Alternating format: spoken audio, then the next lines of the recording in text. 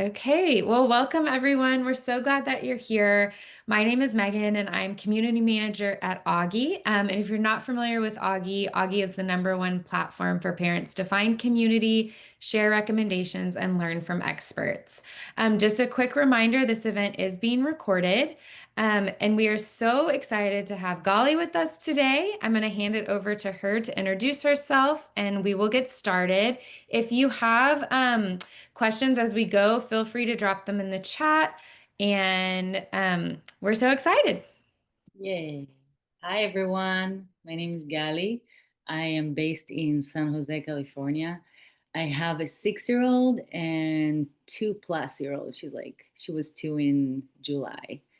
And I'm so excited to share everything yoga, mindfulness, all my parenting journey, how I took everything I learned from the last 12 years that I'm teaching yoga and mindfulness for children and how I apply it to my own children and to the way I parent.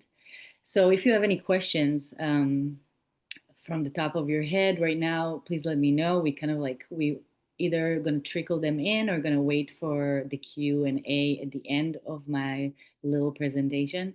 I'm not going to have any presentation. It's just me. I'm going to show you some really cool tools. We're going to sing and breathe and play together. It's going to be fun. But just just kind of like as a mindset start, you don't need to know any yoga, any mindfulness. You don't need to have any background in meditation or in any kind of like those tools to kind of understand and to implement it. So it's very much like not only basic, but it's very much intuitive. You're gonna find it intuitive. And if you ever have questions about what I'm doing, or if you can't hear me or some technical stuff, definitely let us know. And we're going to start. I'm going to start with just kind of tell you about myself. So I've been teaching yoga and mindfulness for the last 12 years. I taught thousands of children and families. I'm teaching at Google. I'm teaching in different, I live in Silicon Valley, so that was very available to me. And I've been teaching a lot in preschool, so very very young age. We're talking about 18 months all the way through 6 years old. So kind of like daycare all the way through second grade. And the tools that I'm sharing with you will be adapted to all different ages. It depends on how kind of like complex we want to make it. We're going to start with the most simplest one. But just like as a going back a little bit, why I even started it is because I was that if you hear a screaming toddler, just know she's here. She's super jet lagged, and my mommy lies taking care of her. So if you hear screaming baby, just know she's okay. I hope that I'm gonna be able to focus, but I'll do my best. Anyway, I was a very, very deeply feeling kid. It's one of like those amazing phrases that I love from Dr. Becky Kennedy. A lot of big emotions, a lot of tantrums. My mom was telling me that as a first child, she got it really, really hard. And she's an amazing mom, but she had no tools, to deal with it. Today, there's more awareness around it.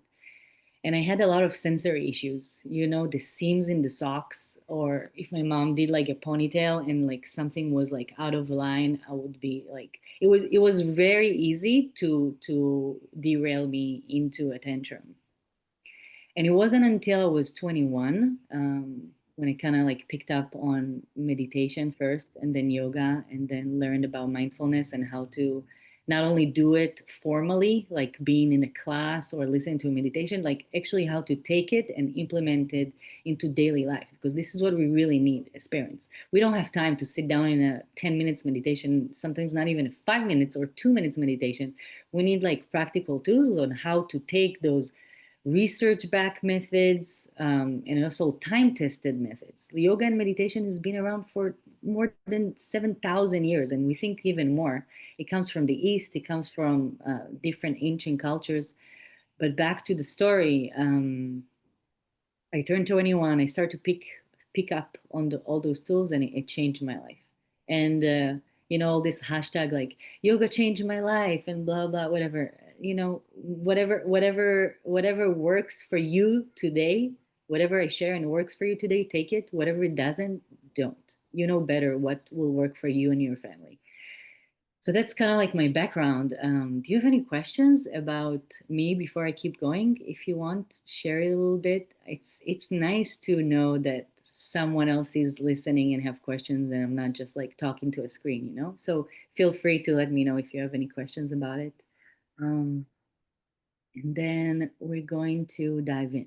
So, diving in means that before we even go into those tools, we have to check in, right? We have to check in with ourselves. So, that's what we're going to do. And before you do all these tools with your child, you need to check in with yourself. So, what is a checking with myself may look and experience and sound like is to just close the eyes if you're able to. If you're driving, if you're driving or at work or you feel awkward doing it, obviously don't. Even if your eyes are open, you can just take a deep, nice breath, fill up your belly, and then take another sip. And then with your exhale, with pressed lips, exhale through your mouth nice and long. Bring your belly button in just a little bit. And we're going to do this 2 more times.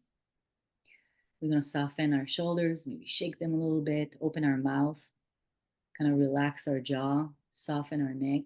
Those are the places we usually hold stress in the body. So we take another deep breath in, fill up the belly, another sip of air coming in, and then exhale through pressed lips. Maybe you can feel your heartbeat. Maybe you can notice how you hold your facial expression. Maybe you can feel the tightness in the forehead or around the eyes. You can soften that too. How do you soften it? Just bring attention to it and relax the muscles. Another one, another breath. Let's take a deep breath in. Fill up our belly. It's okay if your shoulders come up for the inhale. Another sip. Exhale slowly.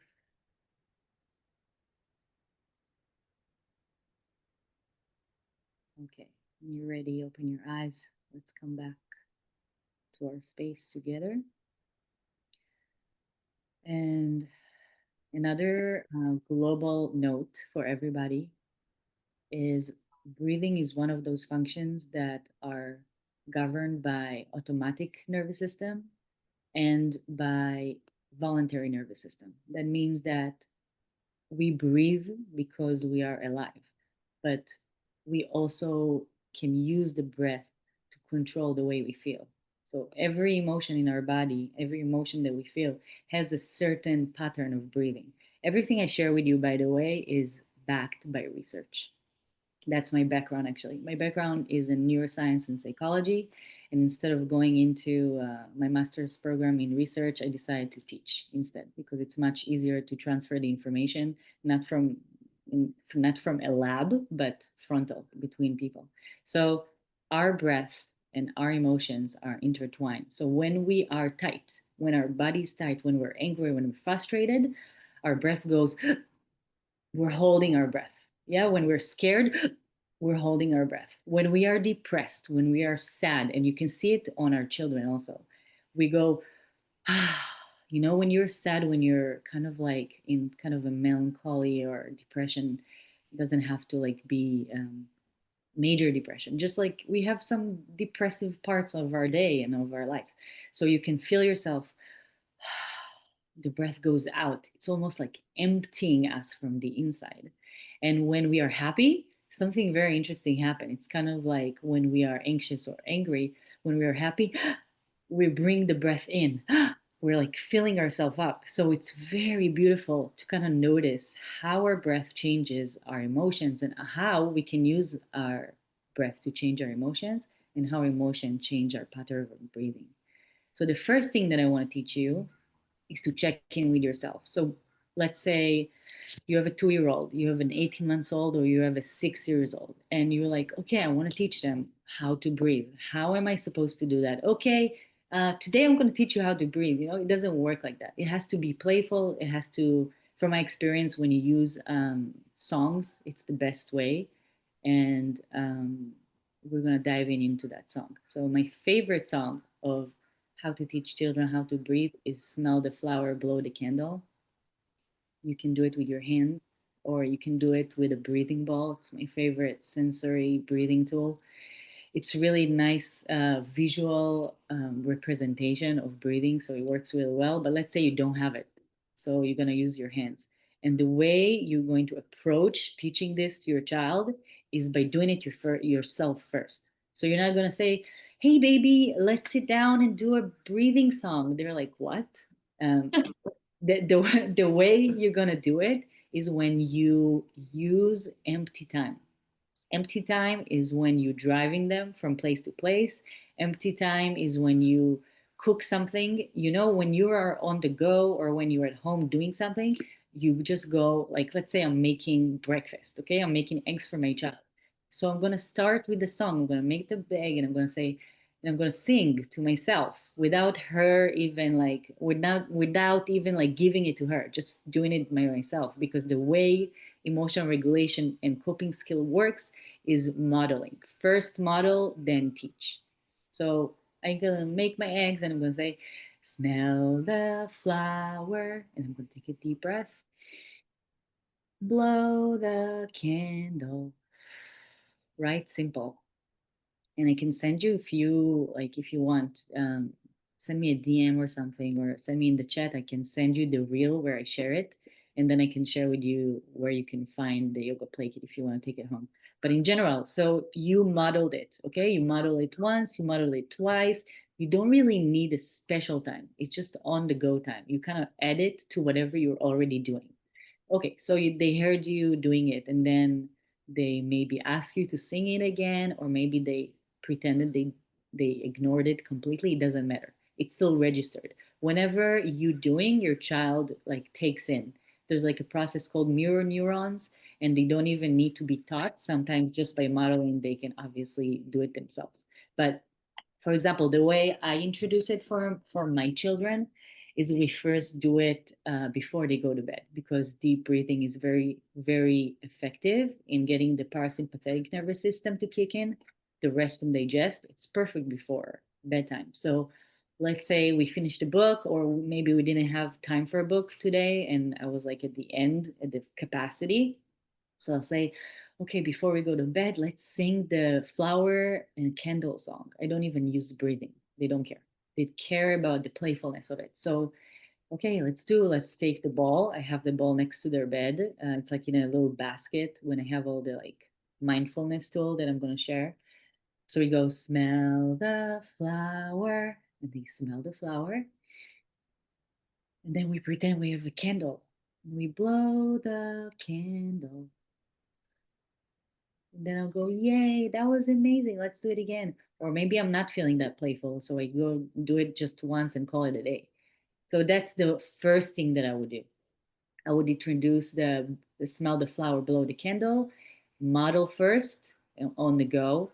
Don't set timer or don't put it on the calendar. Just give yourself after this call, for example, after this event, maybe think about what day I want to introduce it. Let's say it's tomorrow. Think about a time where you want to introduce it and do it. If you forget, just do it whenever you can.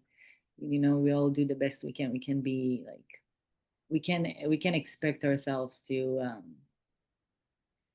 do something new immediately. So if tomorrow is not a good day, maybe you do want to schedule it, put it on your calendar.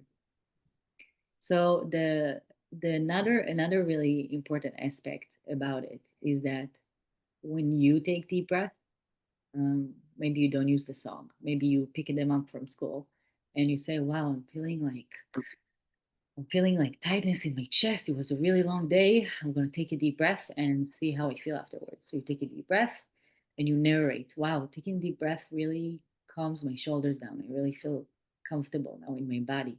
So narrating how you feel after you take a deep breath solidify in their brain, or kind of like plant the seeds in their brain of like, oh, this is how it feels when I take deep breath. This is how mommy feels when she takes deep breath. So for them, it's a cause and effect. You know, they know what to expect. after they take the deep breath. And kids love to know what to expect. That's what they love to read a book 10,000 times. That's what they do, the same routine at school, or if you homeschool, like there's a certain things that they want to predict, and this is one of them. It gives them the kind of opportunity to feel comfortable and safe around kind of an unfamiliar practice. Mhm. Okay, so the second thing, this is for calming. Okay, that's the kind of the main tool that I go to for calming. The second tool that I want to share is for focusing. So I have a tool. Maybe you're into yoga or whatever, so you've seen your yoga teacher use this before. It's a singing ball. And even if you don't have a singing ball, you know what I used to use before I had singing balls like 12 years ago? I used to use just like a metal bowl from the kitchen with a wooden spoon. And Oh, I love that. Yeah. it works. It works. Like try it. It's really fun, and you don't need to buy anything. You can just pick it up, and Yeah. then kids love using tools from the kitchen anyway, so it's a really nice sensory also for them. So the way I do it, it's basically a sound meditation. It's a way for our brain to focus on one thing. And what happens to our brain when we focus on one thing? It strengthens connection. It creates more of the places in our brain that have to do with attention in the prefrontal cortex, right behind your head, that has to do with focus, with the rational thinking.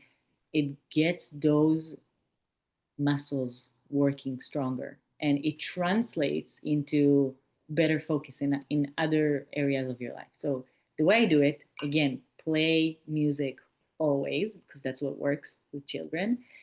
You hold it. When you hold the bowl from the kitchen, you also hold it in the same way.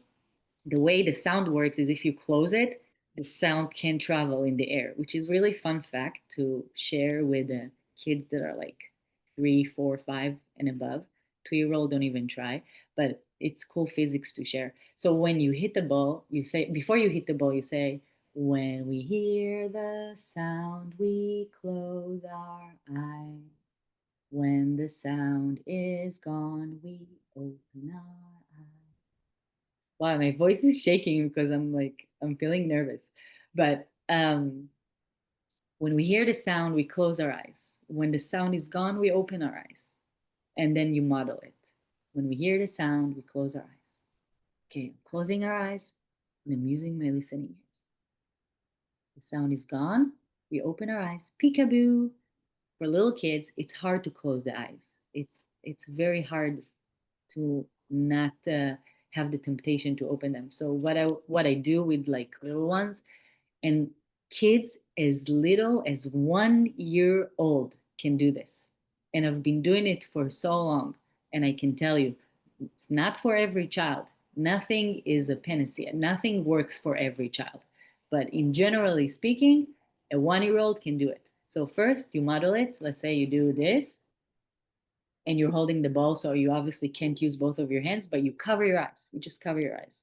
And then you can show them, you can cover both eyes. And you will see this little tiny being like closing their eyes and listening to the sound. And when the sound is gone, you go, peekaboo, I see you. And that's the playful part. So you get the sound, you get the music, the song that you're listening to, and the peekaboo. Peekaboo has amazing effects. We're not going to go into it, but it's a really good way to connect with your child. So we have the breathing, smell the flower, blow the candle, always model, then play. Same thing here. The singing ball, use a singing ball with a mallet, or use a metal ball with a wooden spoon. Same thing. First, you say, when we hear the sound, we close our eyes. When the sound is gone, we open our eyes. If you don't remember that specific phrase, make up your own. You understand the concept, right? Like we close our eyes, we're listening, sound is gone, we now back into presence. This tool works, all these tools that I'm teaching you, it's not only for a kid. Because when we teach it and when we model it, we get a chance to do it ourselves. So everything that I'm sharing here is first put the air mask on yourself, right? Like we get a chance to practice it. and how amazing it is that we get to share it with our kid. So this is for breathing, for calming. The ball, the breathing ball is for calming, and the singing ball is for focus. But if you have kids like mine, and if you are like me, I have lots of energy. It's not a coincidence that I became a yoga and meditation teacher. We usually do what we do because we needed those tools ourselves. So if you have a child like mine, my 6 year old and my 2 year old, so much energy. They're two girls, but they have so much energy. They're like jumping off the walls, and teaching those tools for a child that is jumping off the walls is not going to work. So the first thing that I introduce is movement. So those tools are good for when your child is relatively already in good baseline. They're not like right after school, they're not Yeah. like right at a tantrum, or they're not just like after a tantrum.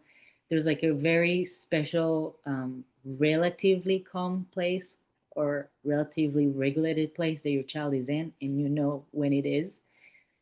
For me, for my kids, is first thing in the morning. We have no time in the morning. Like, Yeah. don't even like, just because I'm like a yoga teacher and I'm meditation, like my mornings are hectic just like everybody else. But for example, when we put our clothes on after we brush our teeth, whatever, I don't know what your ritual is, but before we put our clothes on, or after we put our clothes on, we're already on in their bedroom, and we have like a yoga and play mat that we have, and we do, if you're happy and you know it, wag your tail.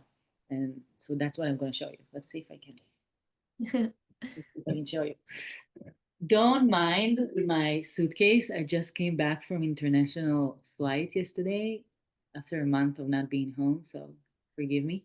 But so you're basically gonna do a downward facing dog, and you're gonna use that song if you're happy and you know it. Instead of doing clap your hands, stomp your feet, you're gonna just do wag your tail. And if you can't do it yourself because you're physically not able to, use a doll. Take a doll, put the hands and the feet down, and then lift the leg up and just model it with a doll. There's always a way. So you do a downward facing dog. If you see, can you see my leg going up? Yes. Yeah. Okay, perfect. So if you're happy and you know it, wag your tail. If you're happy, you know it, wag your tail. If you're happy and you know it, your tail would surely show it. If you're happy and you know it, wag your tail. And you don't have to remember. It's like a song that you already know. It's just like replacing the words. And I can send you the reel that shows you how to do it. But it, first of all, it's called in like in a physical therapy or occupational therapy speech. It's like heavy work, right? You put your hands on the ground. You're getting grounded. You feel the weight of your body. It brings a proprioceptive input, which means that your child now feel their body. They're feeling their body. They're feeling their body in space. They're feeling how it feels to have the pressure in their hands. It's really, really good for getting the wiggles out. And then after you get the wiggles out, then the body is ready for settling down. How are we doing on time? Oh, We're wow. good. Okay. So wiggles out, use the dog pose. Another one that I love for the wiggles out, and it's really good for focusing as well, is the jumping frog, sleeping frog song. And the way you do it is just you squat down. And if you can't squat down, just use a doll. Every like stuffy can pretend to squat down. And then you squat down, you squat down on the ground. Ah, my favorite works. So you squat down on the ground, and you can place your hands on the ground. I'm squatting. And you can place your hands in your heart if it feels good. And then you sing the frog song. So ribbit, ribbit, ribbit, I'm a little frog jumping high. And then you jump, jumping high. And then I catch a fly. Catch a fly, you get it. Again, you don't have to remember. I have it all the things that I'm sharing with you. There's a reel in my Instagram about it, so you can just get the reel and save it and do it later. But the focusing component of it is the sleeping frog. So you can either place your hands together on your heart, You close your eyes, or you can place your hands on the ground, and then you tell your child, okay, the frog is sleeping. When you hear the buzzing sound of an insect, let's say it's a fly, it's a butterfly. If you don't want to kill a butterfly, then choose whatever you want. And then you make sounds of animals that are not a fly. So, roof, roof, is that a fly? No, that's a duck. So you get them to focus on what you are saying. They're super focused. They're honing into what you're saying because they want to make sure they're listening to when the fly comes. And when the fly comes, then they catch it. It not only creates a space for them to focus and concentrate, but it also works on something that is very important foundation of emotional regulation, and it's called hold on, I forgot.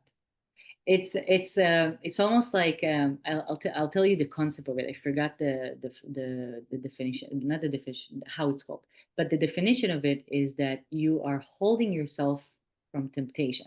So you are attempting to open your eyes, you're tempted to catch the fly, but you're holding yourself, and that is very, very important foundation of emotional regulation. The ability to pause before you respond. Yeah.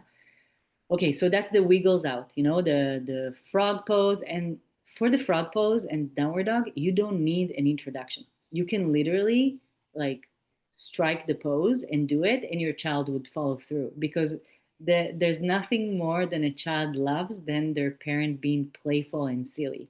So it doesn't need an introduction. You just literally strike the pose and say, "Hey, you want to be a dog with me? Let's do it. Hey, you want to jump like a frog together to the bathroom because we need to brush our teeth. Let's do it." A disclaimer: I am not, it might sound really harsh, but um, as a mom of two, my first child, I was like super giddy, teaching like, oh, let's do this. Yeah.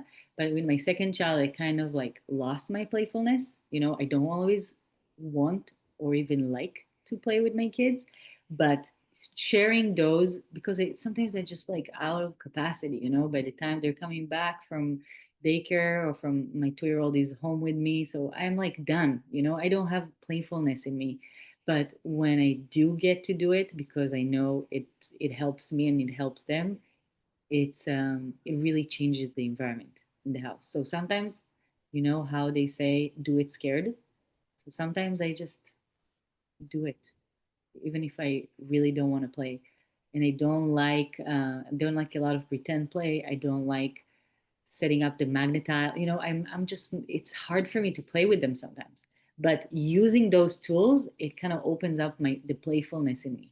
It kind of like open a door for a little bit more playfulness in our lives. I love that. They're asking if you can put the link to your Instagram, your reels in the chat. Are you able to? Can I send you my? Let's see.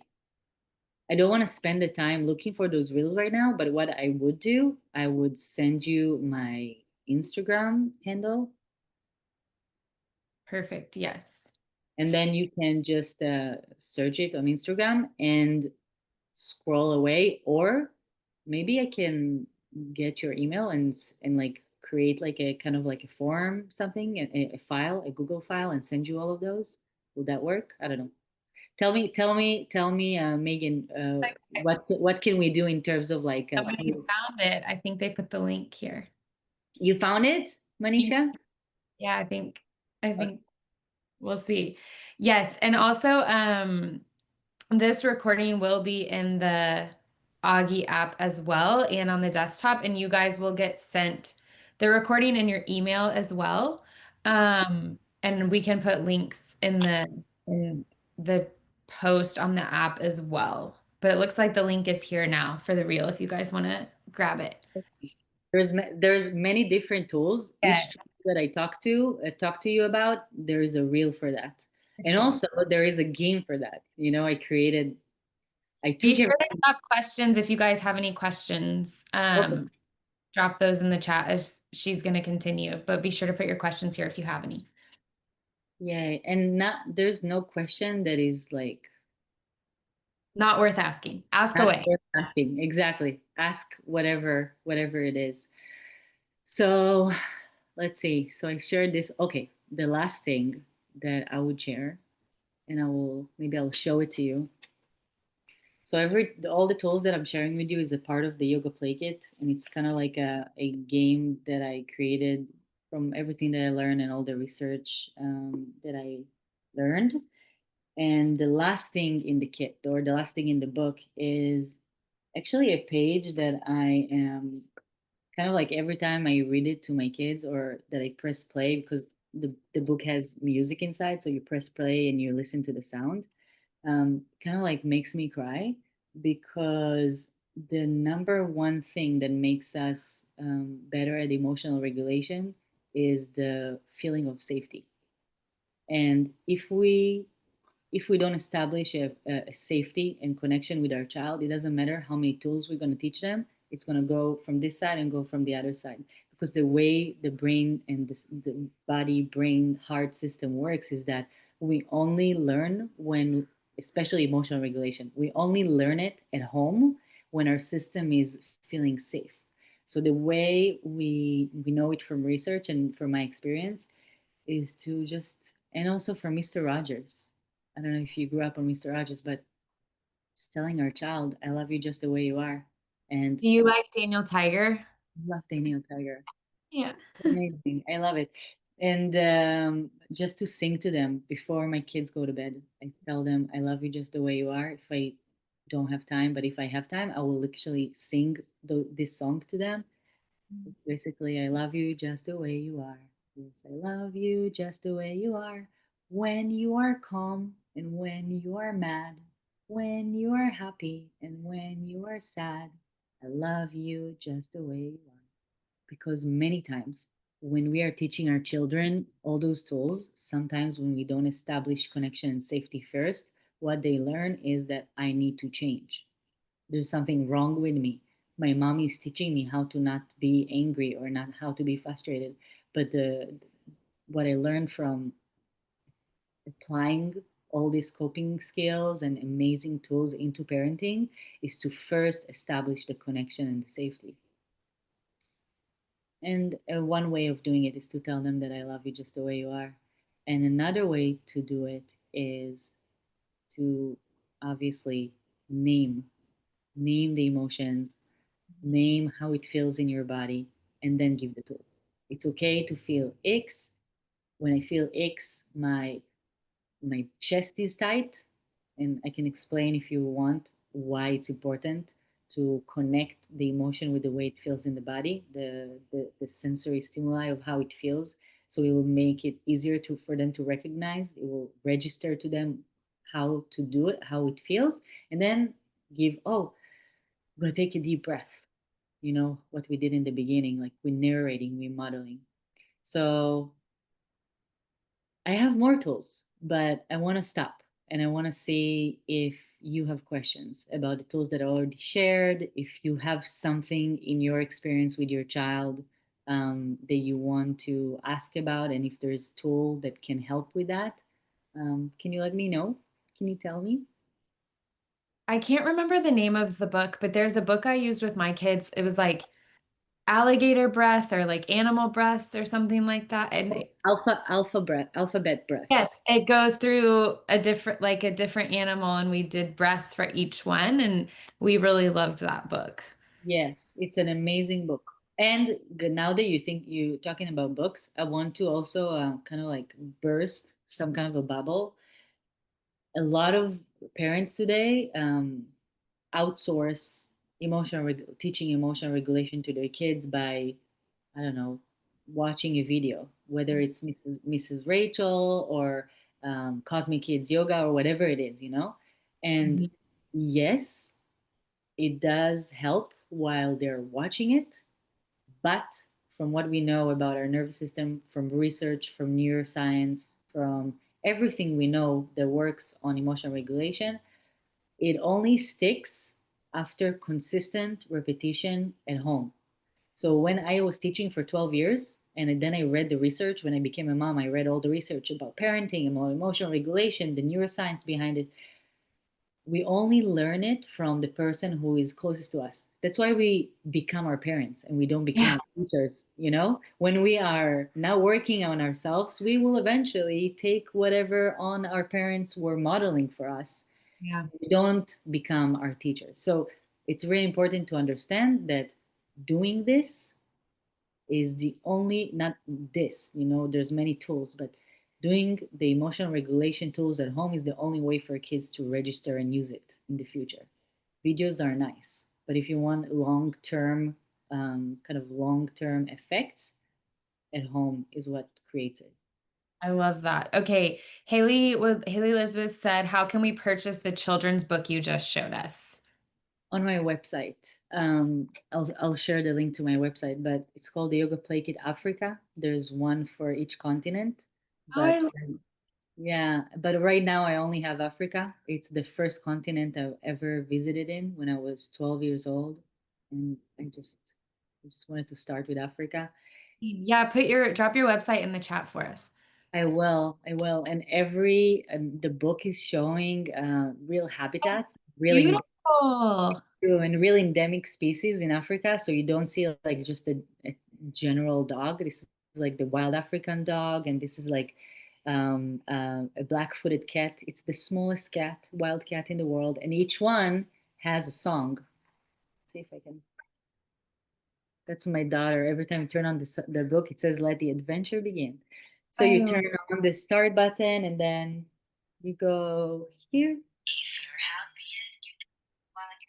and then you can adjust the volume. And then when you are, I'm just closing it so it won't bother us, but when you are done with each pose, your child gets a sticker. It's not really a sticker, it's a magnetic sticker, and you put it on the board. So you kind of track your progress. And depends on the age. I don't go through the entire book. We just open the book randomly, or if they choose whatever page, we do the book, we do one pose and we're done.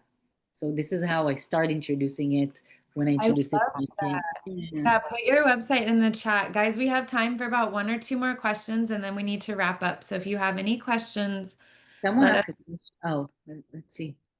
How can purchase? Maybe I saw another question. Sorry, Megan, I interrupted you. Oh, no, no, you're good. I love these ideas. Get stuck in. Yes, link to the book is on her website, miniyogaclub.com. This was so helpful.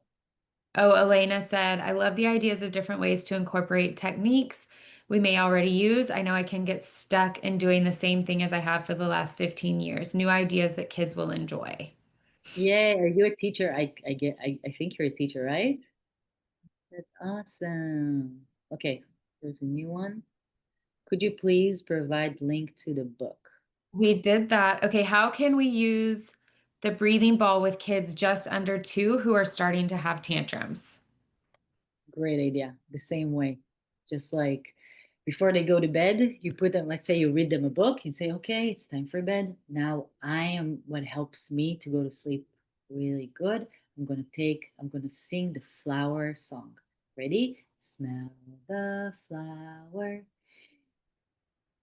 I'm breathing from my nose. Blow the candle. Wow, that feels so good in my body. I want to do it again. You don't have to be scriptive like me. You can do your own thing. But in general, it works the same way. I started doing it when my child was not even able to do it herself. Since she was 6 months old, I think she was sitting already. I started modeling it. So whatever your age, your child's age is, you can start modeling it and do it, and you'll be surprised how fast they pick up on it. I love that. So Any good. Okay, we have time for questions? one more question if anybody has one.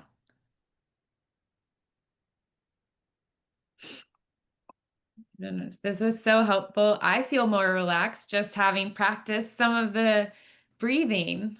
Yes. Yeah, that's the goal, right? So we don't only do it for them, we do it for us. We needed more than them. We're like Yeah, taking care of ourselves and taking care of other humans. Like we needed more than right. anybody else. It says, and Okay. breaths will start to calm them down. Does ball help or just the breathing? Deep breaths will calm them down, physiologically speaking. But you have, as I said, you have to have a repetition of it in order for it to stay as a tool that they would use but on their own. So for example, it will not be like a magic thing one time and then they're not gonna their tantrum the intensity is gonna go down. No, you have to introduce it maybe every day, maybe once a week. You never introduce it during a meltdown, you never introduce it during a tantrum. You always have to be in this relative kind of a calm state, not they're calm all the time, but in a relatively unworked up state in order for them to be open to that. So it will calm them down over time, and it does calm them down while they're doing it. In order for it to stay and register and have the long term effect, we need to have this consistency, just like in everything, you know. Yeah. I love that. Okay. This was so helpful and so good. I hope you guys just really found value in this conversation and walked away with tools that you can use. Thank you, Gali. This was so great. You guys have her website, you have her Instagram link. I will be sending out the recording and the event post. So feel free to continue this conversation within Augie. And this was so great. Thank you so much for your time. Thank you, everybody, for joining. I'm so grateful. Thank you. Yes. Have a great day, everyone. Thank you, Gali. Thank you. Bye, Megan. Bye, everyone. Talk to you soon.